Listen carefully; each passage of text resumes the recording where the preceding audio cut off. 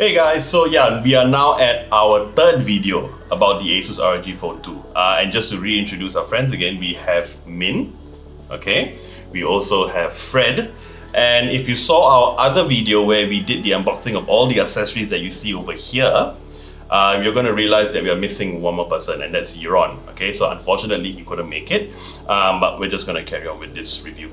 Now, one thing I forgot to mention when I did the unboxing, I was actually going to say not just who they are, but I also wanted to say why I invited them over to help with the review. Okay, so first we have Fred. Fred is an avid mobile gamer. Yeah, and one more thing about Yaron, he's actually a pro Mobile Legends player, and he actually competed in KL, Malaysia, for a Mobile Legends tournament. So I actually invited him over to give his views on how he felt the gaming phone was for someone who really plays. And of course we have Min. So Min is sort of in the middle. She does play quite a few games as well. Yeah, and okay, so to talk a bit about myself and how I use the phone, I'm more of a content consumer when it comes to mobile phones. So I watch a lot of shows on my mobile phone. Now, before we talk more about the gaming aspect, which is the main thing that we're going to talk about with this phone, I want to talk about every other thing that will make a phone a good phone, or a smartphone a good smartphone. Right.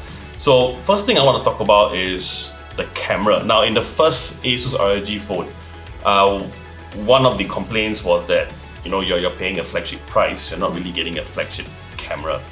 Oh, and another thing, yeah, you also have the Razer phone. You've got the Razer phone 1, you had the Razer phone 1, and then you also bought the Razer phone 2. So I'm gonna get your opinions on that in a bit.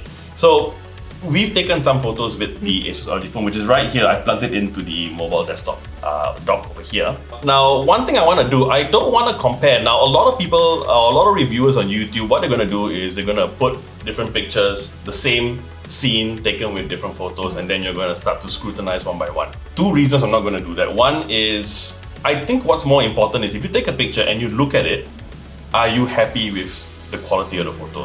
Okay, and number two, I don't have money to buy other flagship phones. Okay, so yeah, I think that's maybe more the reason. By the way, it has two camera lenses. So you've got your normal 48 megapixel lens, and there's a 13 megapixel ultra wide lens. So the photos that you took, when you look at the photos, what did you think of it? Actually, the photos are not too bad. Firstly, we tried with the back camera. So it's not too bad, it's quite normal, but I like the front camera. Not too bad, it's actually right? sharp. So a lot of phones, they do very well on the back. Yeah. Right, and then the front is just, it's just really bad. Almost an afterthought, except for maybe Samsung and there are only Huawei, some phones that do that. But so for this phone, they actually did the front camera do that. However, I'm not one that takes a lot of pictures. I do like to take landscape pictures. I don't like taking pictures of myself. I know what I look like. I see myself on YouTube. I don't need to see anymore. But yeah, I take a lot of landscape pictures. Things that I think will look nice, I'll just take a picture of that. And I think it's good. My one complaint would be, well, not so much a complaint. I think that ASUS needs to improve on the software side of their photos. How they capture images, how they process colors. There's actually a video I took when I was at one of my friend's house. And we took a night video. I purposely waited for night to take this video. So his son actually grew a butterfly from a caterpillar, so it went to the chrysalis and it came out and we were releasing it, okay? And I purposely went like far and I went close, and I realized that when I went close, it started switching between brighter, darker, the colors went a bit off. So that's not really the lens. I think that's more software, like can't figure out what kind of color, like how bright should it be.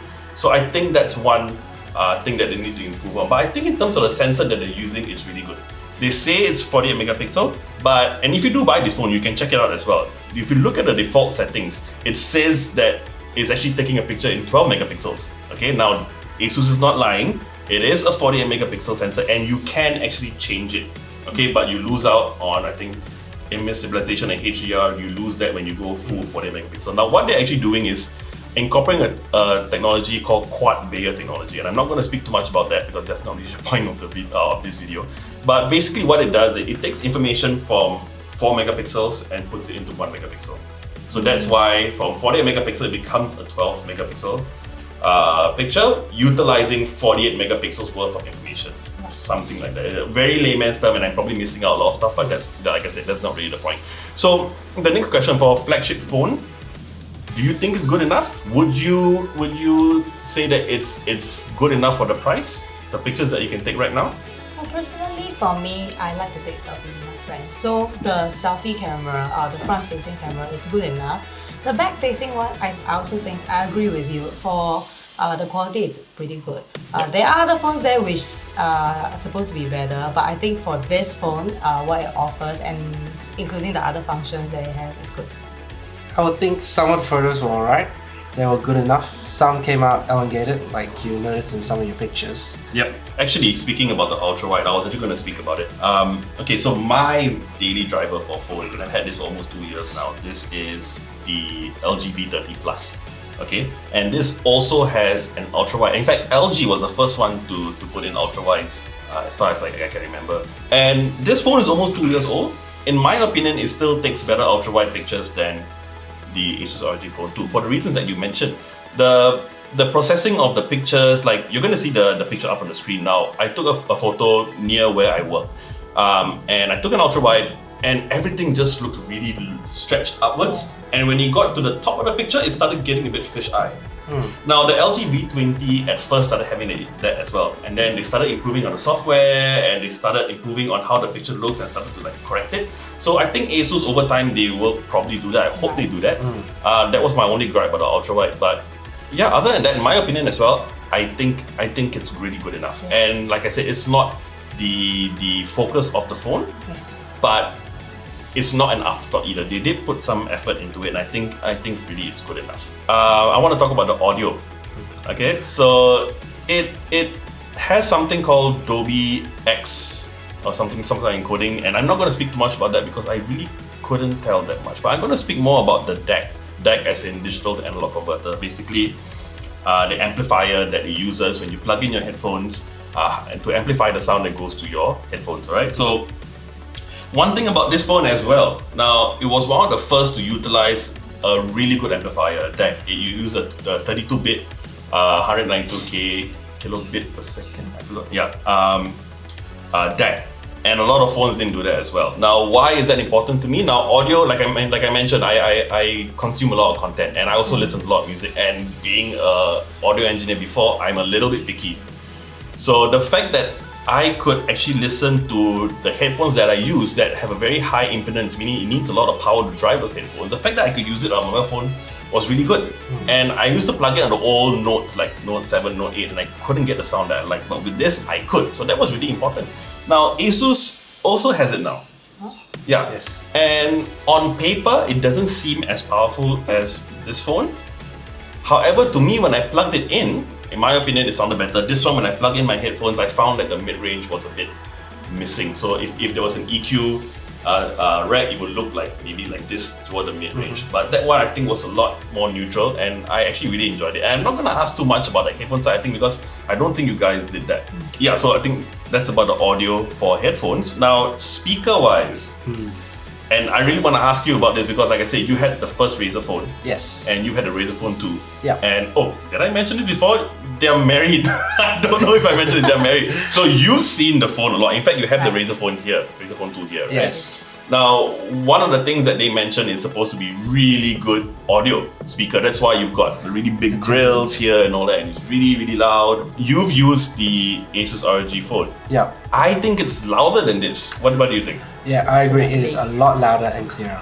Right? Yes, it is. Yeah, and being louder is just one thing. It's easy to make it loud, but then it gets distorted. That's correct. With the ASUS ROG Phone 2, we got it so loud, we were playing games to the point that when you play it, right, for me when I played it, I forgot that it was coming from the phone. A part of me just thought that I had connected a Bluetooth speaker or something. That's how loud it was. I found that let's say I was playing PUBG at that time, I could hear the footsteps on one side or the other. So usually I can only get that from having headphones plugged in.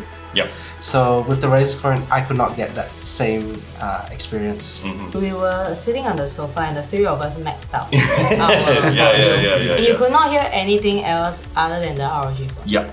The other thing was, like you mentioned, like stereo imaging. You could Yes. hear the footsteps, even though it was freaking speaker phones from a phone, you could hear footsteps to the left and right. When you told me that, I was really surprised. Okay, so now before we talk about the other accessories that you have to buy, I want to talk a bit about the accessories that come free, okay? And which is basically only two, apart from the charger, which you're supposed to get it free. Okay, that's how it's supposed to work. Alright, so there are a couple of things that you get free. So the first thing is this bumper casing. So yeah, it's really just to protect the corners. You're missing a lot here, you're missing a lot here. Now, suddenly everything makes sense as to why there are so many holes. So you want to miss out on the camera, obviously. And then you've got the vents here, and then you've got the, of course, the very important RGB ROG logo. Yeah, so that's why they do it. So it's not just this, you've also got this, which actually when I first got it, I thought you had to pay for this, but you don't. So they call this the Aero Active Cooler, right? So basically you hook this to the back and then it works. Alright, so the front, obviously you got your RGB. Oh, and by the way, with the casing on, right? You actually can't use the mobile desktop. Remember we tried that? Yes. It didn't connect in all the way, so you would actually have to remove the bumper casing before you put it in, which I think is something that they overlooked. Alright, but anyway, so let's put this back. This was here, right? I actually got the prices of them individually. So now we can talk about how much they cost, and then we'll still see if it's still worth it. Right. Okay?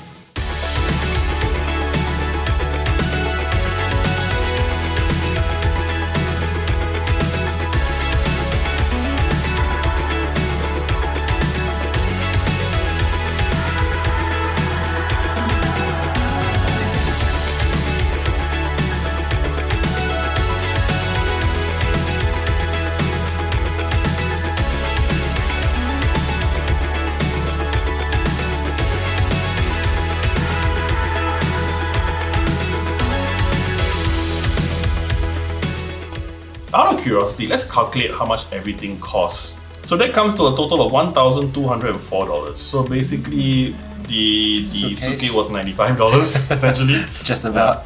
I mean, would you spend $1,200 on all this without the suitcase? Yeah, I think the suitcase, it looks nice, but the point of getting this is not the suitcase. Okay, the last question before we move on a bit. Do you need all the accessories? At most I'll get is probably the kunai and the twin view. I think it's the same for me. In fact, you were saying that for out of these two, you can actually get either one. You don't need both. And these two are my top. The twin view and the kunai. Now, like I mentioned in my previous video, these two essentially do the same thing, just on a different platform. One is wireless, one's you have to connect the phone directly. Okay, so I'll give my thoughts on the entire accessory. I'm actually very impressed with what ASUS has done. They've shown very good design ideas. They've done it really well. They've put in a lot of thought to what they've done. They've improved on the first generation of accessories. I think they've done a really good job. On the phone itself, I actually think it's really good. I think it's an excellent value. It sounds weird for me to say 1,600 good value, but yes, it's good value. I mean, take away the gaming aesthetics. Now, if I put this down this way, okay, so I'm gonna put it down on the table. Alright. Does it look like a gamer phone to you? No.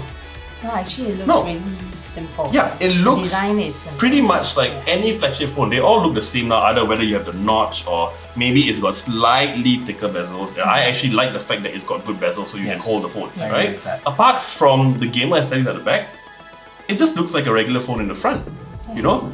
And to me, it ticks every single box of a phone that I want. So I personally, after using it for a week, I feel like it's like ASUS answered my prayers and everything that I wanted out of the phone. You know, I want good battery life. I hate the fact that with my LG phone, I have to charge it 3 times a day. I didn't charge the phone for 2 days. Wow. And if you think about it, it is not double the battery capacity of my phone. It is not double. So apart from it having good battery, it is also more efficient. Okay, and to be fair, it has Android 9, whereas I'm using Android 8. So there is a chance that the operating system itself is a bit more efficient. And the other thing, if you don't like the gamer, let me get it a bit better. So if you don't like how it looks, the gamer theme, you can always change it. And you can switch to the regular ASUS Zen phone operating system or the theme or whatever you call it, right? And basically, essentially what you have is just a phone, a really good phone that ticks a lot of boxes. You've got a very fast processor, you've got good graphics, you've got really good battery, okay? You have good sound. Yes, excellent sound. Yes, thank you. Excellent sound. In fact, they also answered my prayers in terms of having good amplifiers for my headphones.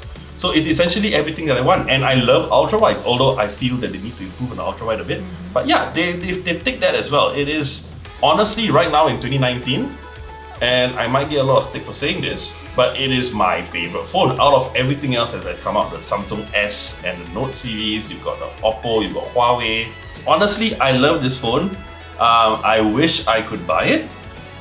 Don't get me wrong, I'm saying it's good value. I'm not saying I'm not going to buy it because it's not good value. I just don't have the money to spend, basically. I don't know how else to say it.